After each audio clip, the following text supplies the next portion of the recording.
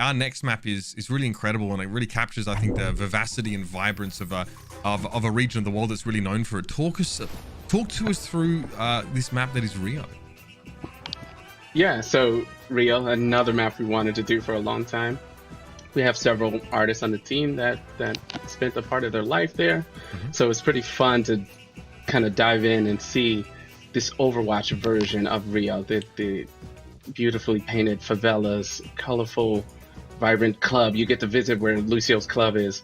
The team loves going to Brazilian barbecue, so one of the spawn rooms is a Brazilian barbecue place. You know, it's another map. We're just having a lot of fun creating different details and this aspirational version of this location for Overwatch 2.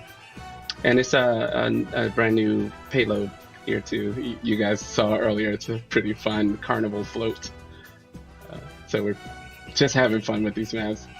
Doing the cool Brazilian barbecue. It's fun and sunny and colorful. And I think it's a map that feels like Overwatch when you play it, you know? I mean, already that sort of signature vibrance that, you know, so many of Overwatch's maps have been credited for is there. Can you obviously, I don't want you to give away too much of the story, but is there a context here? Like, where are the attackers starting from? Because I see some beach, I see different landscapes sort of getting fleshed out here as we go through the map. Okay, so the defense actually starts in Lucio's home. So yeah, obviously there's a story layer to Overwatch that we want to tell. So Lucio plays a big part of that. So you get a little hint of where we're going with that, but we're not talking too heavily about it. Also, Lucio's club is it's kind of a community place. So it's a place, if it was real, people can come there for free. He's a community guy. We wanted to showcase this with this gigantic kind of sci-fi club he has. Yeah, it's connected to the story of Overwatch. We'll just have to wait and see how closely Rio plays into the game. You saw a little bit at BlizzCon a while ago, but there's definitely more. Right, so this... So I do have a question for Jeff. Sorry to cut you off, Mitch, fine, but man. I do have a question if that's fine. So if I'm pretty sure, like way back in the day, there was like an interview that I read that was like 5 was too small and 7 was too big for the roster limit, and then 6 was perfect.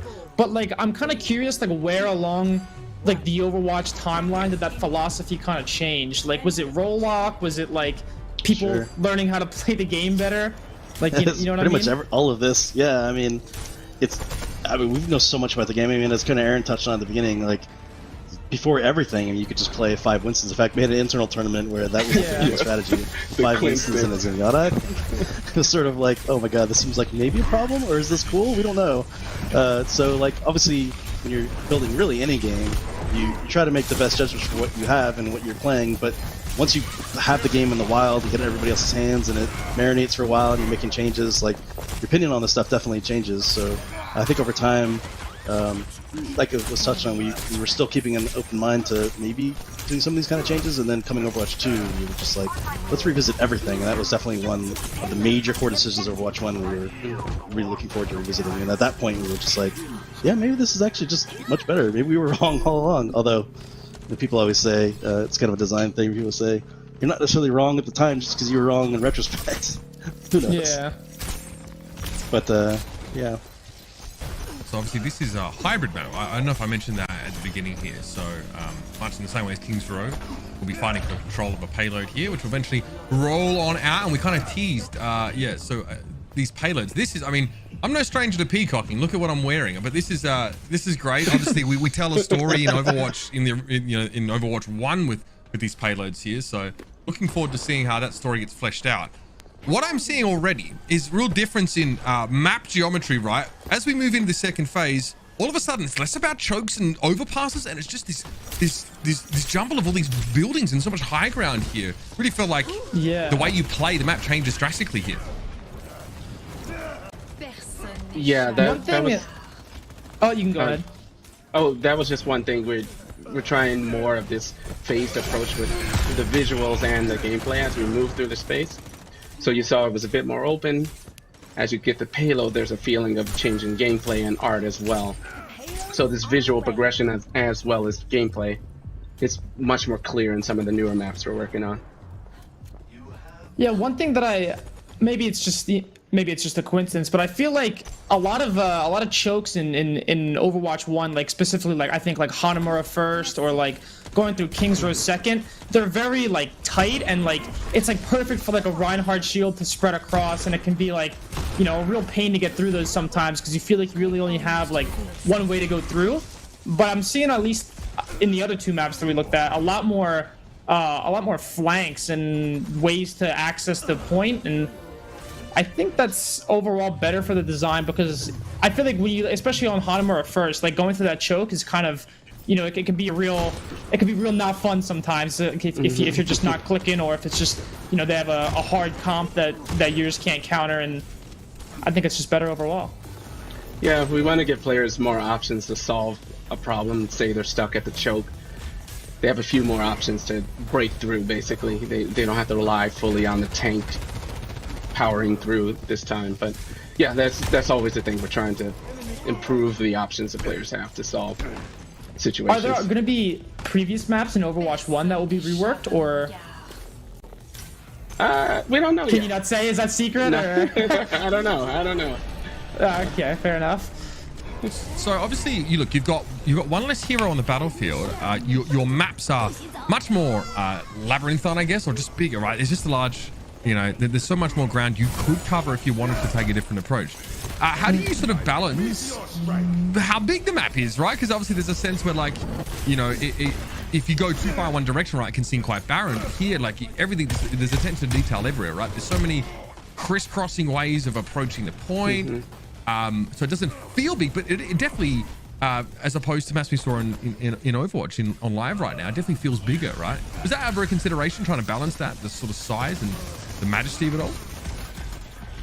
Yeah, it's definitely more detailed than before, and again, the more options, there's more passageways and buildings for players to move through and build strategies from. But ultimately, the maps are in a fairly similar size to the previous. You're just seeing a lot more detail out of the Overwatch 2 engine. We have a lot of cool upgrades that allow us to do more while keeping a smooth performance. But yeah, it's something we're constantly playing with, the scale of maps and how it feels to move through the space, visually as well as gameplay wise. This really has like a Dorado feel almost, right? We have sort of payloads that are moving through underneath, and there are multiple levels here. This is not just sort of 2 levels here. There's even more options, I guess, to sort of make use of this verticality. Yeah, there's like a left high ground, right high ground. There's so much going on here. Yeah. I love this point in particular. Like, taking that middle high ground is, you know, really important. If you can hold it, it's fantastic, but it's just really hard to hold because you have all these upper flank routes and under flank routes and stuff. So it ends up being like kind of a gambit to try to even take it and hold it, especially when you don't have tanks that can just sit on it with barriers all the time. But it's so powerful. You can see where Widow is right there. It's so powerful. You have this line of sight on everything up there. So is universal ult charge nerfed, or is it just as a result of the tank changes that it seems like people are getting their ult slower? It's mostly just the tanks, and we don't have. They're probably, I can't remember exactly all the individual changes, but I think we probably adjusted a few heroes here and there. May have gone up or down on their costs, but it's almost entirely just the tank changes. You generate a lot of ult off tanks in our game. Right, I guess there's one less tank to shoot as well, so it makes it a little bit harder. Although looking at Widow is an interesting example. We haven't adjusted the snipers too much yet, but we're keeping a really close eye on them because a lot of what sort of controls snipers is the fact there's all these barriers you can't shoot through. When you're playing as Widow against a comp that is, you know, like back in the day when it was like Wrecking Ball only or something like that, like, you definitely are a lot more powerful. So we have to make sure that they don't get out of control. I feel like on some of these choke points, it's definitely a lot more wider than some other maps, and I feel like you know, if unchecked, some certain Widows could do a lot of damage. Yeah. So yeah, it's just yet another thing we got to keep an eye on with change like this. Right. I mean, you know, we talk about how sort of tanks have changed now to sort of allow them to be more multi-purpose or sort of fill a broader spectrum of roles. Obviously, like, you know, when you have a Reinhardt, you kind of know what the player is playing for, right? The shield creates space, right? You create space just because the shield exists. And with someone like Roadhog, they create space because of the threat of the hook, right? It's not even something that's necessarily, it's implied threat, right? It's not exactly directly displayed. So I mean, what is the idea for a tank? Do you still want there to be the mix of there sort of being that implied threat plus obviously a very visible threat? You know, has it changed the way you think about how tanks create spaces now? Obviously, all tanks have to be able to do that to some degree, regardless if they have a shield or not. Yeah, absolutely, and obviously also impacts new hero design. Working on new heroes, how they're going to interact with creating space and defending their team. Certainly, looking at Orisa's not being played here for a reason because we're looking at her really heavily. Any hero that has sort of just the really kind of heavy static slow defense are the ones we're kind of trying to hit the hardest first, and then just that alone already makes Roadhog shine a little bit because he's not being compared to the huge barrier Reinhardt. But certainly, should have healed there first probably, but he went for it. Yeah, so like there's a lot of changes we can make now in this world that would have been really scary to make before. Especially in regards to cooldowns. So like Roadhog used to have a much faster hook way back in the day. Maybe we can bring that back, especially in a world where all the tanks are pretty aggressive, so it doesn't feel like it's super crazy. We still want to make sure there's enough like counterplay. You don't want to feel like I made him dodge the hook and then we had no opportunity to attack because he just hooked again right afterwards. So certainly a balancing act, but a lot of the tank sort of tankiness can be just in the hero themselves now. Because if you get to go in and be threatening, like with all this extra damage, and just be hard to kill, you're just creating space by existing. What an animal. Obviously, Super, I'm curious at your opinion here. Obviously, as someone who plays tank, right, and you'll play, main tank as we called it, or off tank. What is it that makes you sort of feel most powerful when you're playing tank, right? Because obviously, all the heroes offer something so different, each of them. But could you narrow it down to something? What makes you feel like MTD feel, Yeah, I feel like a lot of it comes down to like decision making, right? And a lot of that currently is kind of based off of the fact of what your second tank is doing, which is obviously no longer a thing because there's a removal.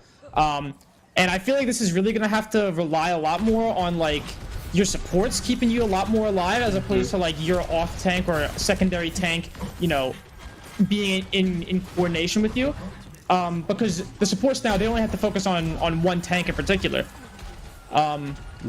as opposed to having to split it between two. And I feel like that's probably gonna have to give a lot more. Tanks are gonna have to play a lot more, I guess, assertive, because they can't really rely on their other tank to make the decisions for them, or like to help them out in that way. I feel like it definitely changed. I know, there's a good handful of players who, their selection of tank really boils down to their capacity to deal damage. Like a lot of time, like you'll see them, right? You get these weird sort of Sigma Zarya comps, or you see like a lot of people just like playing Roadhog. That's their favorite tank because he does damage. Trying to make a player feel powerful on tank without just doing damage requires you to really think much more about game design. That's what I kind of wonder. Like, outside of just doing a ton of damage, how do you sort of balance a tank to make them feel powerful without just pumping numbers into their primary fight? Yeah, I feel like that's probably a design philosophy that I'm maybe not qualified to talk about. That's convenient because I wasn't actually asking you, but you can weigh in on it first. Okay, I'll just stop speaking. That's good. No, that's good. I'll stop speaking. I'm curious what your opinion is, but